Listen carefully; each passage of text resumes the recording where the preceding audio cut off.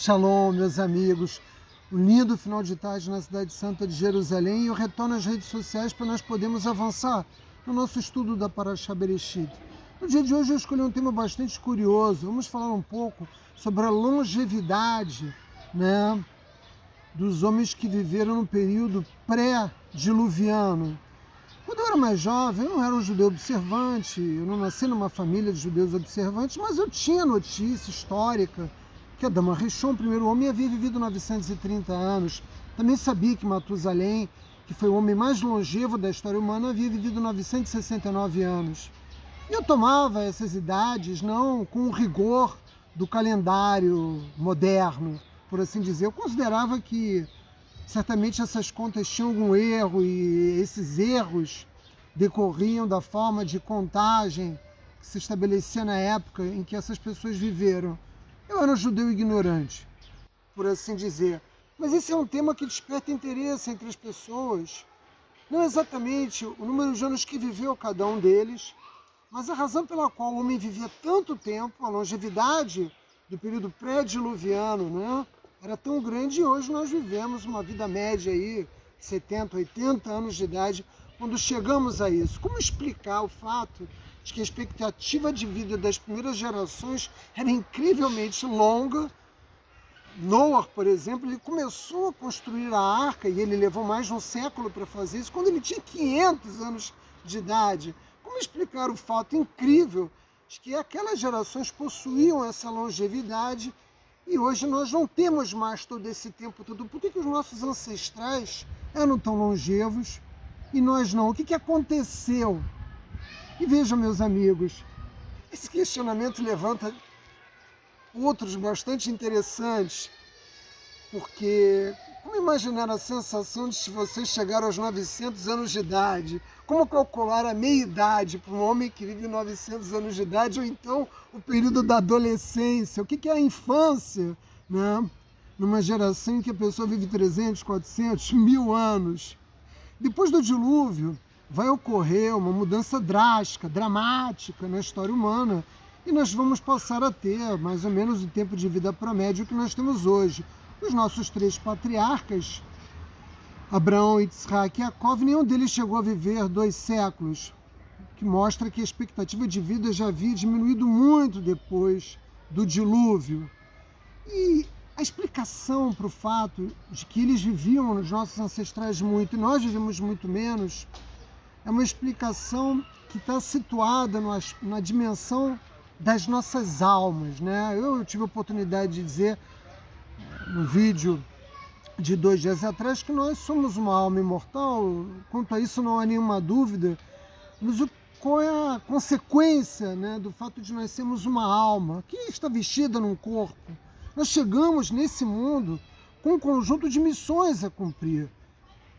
Acontece que as gerações que precederam o período diluviano, elas tinham que ter uma vida muito longa para que fosse longo o suficiente para poder cumprir essas missões.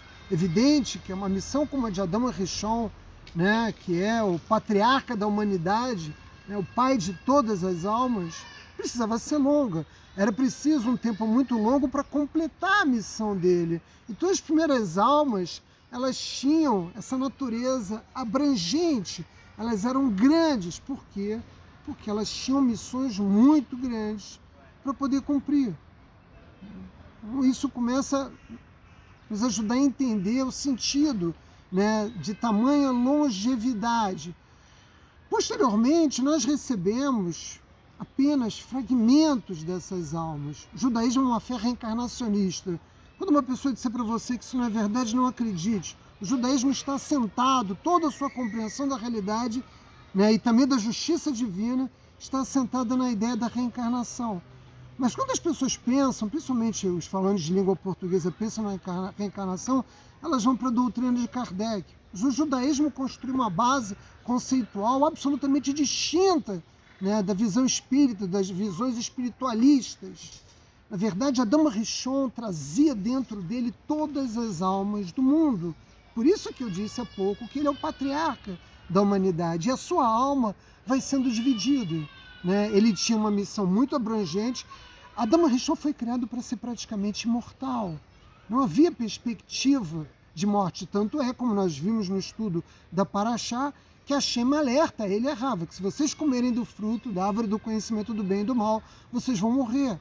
Ou seja, eles perderam praticamente a vida eterna, a eternidade, ao transgredir o comando de Hashem. E mesmo assim, Adão Rishon viveu 930 anos. Os seus descendentes vão recebendo apenas fragmentos dessas almas originais. Adão Rishon e Rava, que são os pais e mãe da humanidade. Isso significa que essas almas originais elas foram sendo divididas, fragmentadas, compartilhadas, mas não em uma reencarnação, em milhares e milhões. Talvez eu seja um fragmento da alma de um grande sábio do nosso povo do passado, talvez até mesmo de um dos patriarcas. Ao contrário do que acreditam as visões espiritualistas, uma alma não reencarna da forma, né, que se pensa. Nós trazemos apenas uma centelha divina daquela alma. E aí você me faz a pergunta, mas qual é a finalidade disso? Por que uma alma retorna, às vezes, em milhares de corpos diferentes, em milhares de experiências diferentes? Porque elas ainda têm o quê? Uma missão a cumprir, negócios inacabados. Quando uma alma retorna ao mundo, é porque ela não conseguiu completar a sua missão, ela não conseguiu evoluir o suficiente para não ter mais a necessidade de regressar a esse mundo e viver toda essa experiência encarnado nesse corpo físico, limitando a alma que é, de fato, o que nós somos. Então nós somos trazidos a esse mundo na forma de almas menores, porque nós temos um trabalho menor para fazer.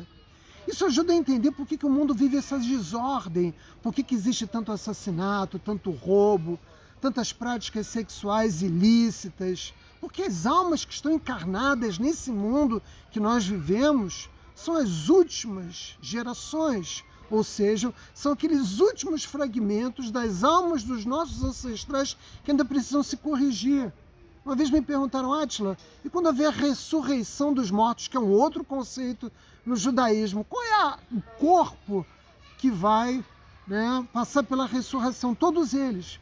Se a alma ao qual eu estou vinculada foi trazida a esse mundo milhares, talvez milhões de vezes, em fragmentos, todas elas, se tiverem mérito para isso, ressuscitarão, né? Especialmente as que foram enterradas aqui em Jerusalém. Os judeus que vivem na Terra Santa serão os primeiros a acordar, né, desse sono com a revelação messiânica. Então, se uma alma não completa a sua missão, ela volta reencarnada e ela volta quantas vezes for necessário. É uma centelha de alma da alma anterior que volta para concluir, como eu disse antes, negócios inacabados.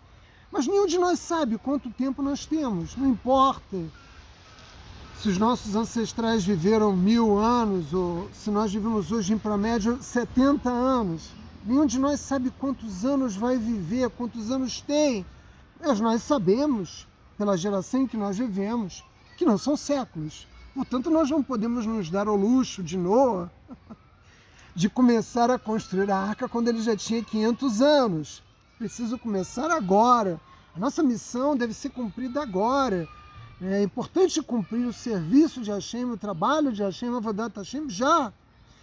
E se você me pergunta, Átila, como eu posso fazer para ter maior longevidade? A Torá nos ensina. A Torá nos diz que aquele que respeita pai e mãe, que Buda vai esse mandamento importante da Torá, ele tem a promessa de longevidade. E também aquele que estuda a Torá. O rei Davi enganou a morte muitas vezes, porque no Shabat ele nunca largava o estudo de Torá e ele sabia que morreria no Shabat.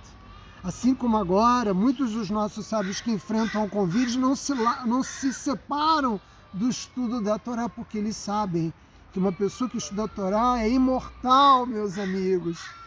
Nossa geração é uma geração que ainda tem grandes dívidas, né, com o Eterno. A nossa geração é uma geração que está aqui, né, ainda cheia de pecados, cheia de transgressão. Portanto, nós precisamos assumir a responsabilidade de vir cumprir aqui na Terra a nossa missão que nos trouxe para que nós possamos, né, mais rapidamente possível receber a chegada da revelação messiânica e encerrar esse ciclo de 6.000 anos, meus amigos. Shabbat Shalom.